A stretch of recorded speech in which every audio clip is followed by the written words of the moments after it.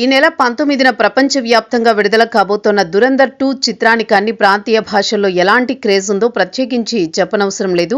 Youth audience అయితే ఈ cinema కోసం మెంటలెక్కిపోయి ఉన్నారు. అయితే మూవీ టీం నుండి ఎలాంటి సౌండ్ రావడం లేదు. అసలు ఈ సినిమా విడుదలవుతుందా లేదా అనే సందేహం ప్రతి ఒక్కరిలో ఉండేది. అలాంటి అనుమానాలకు చెక్ పెడుతూ చిత్రానికి సంబంధించిన ట్రైలర్ విడుదల చేయబోతున్నామని, సినిమా మార్చి 19న రాబోతోందని క్లారిటీ ఇచ్చారు చిత్ర యూనిట్. ఇకపోతే ఓవర్సీస్ లో చిత్రానికి సంబంధించి అడ్వాన్స్ బుకింగ్స్ కూడా మొదలయ్యాయి.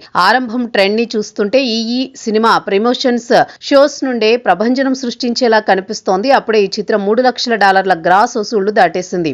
ఇది సాధారణమైన విషయం కాదు. చాలా మంది తెలుగు స్టార్ హీరోలకు కూడా ఈ రేంజ్ అడ్వాన్స్ బుకింగ్స్ నమోదవ్వలేదు. నార్త్ అమెరికాలో పవన్ తో ఉస్తాద్ భగత్ సింగ్ చిత్రానికి సంబంధించిన బుకింగ్స్ మొదలు కాబోతున్నాయి.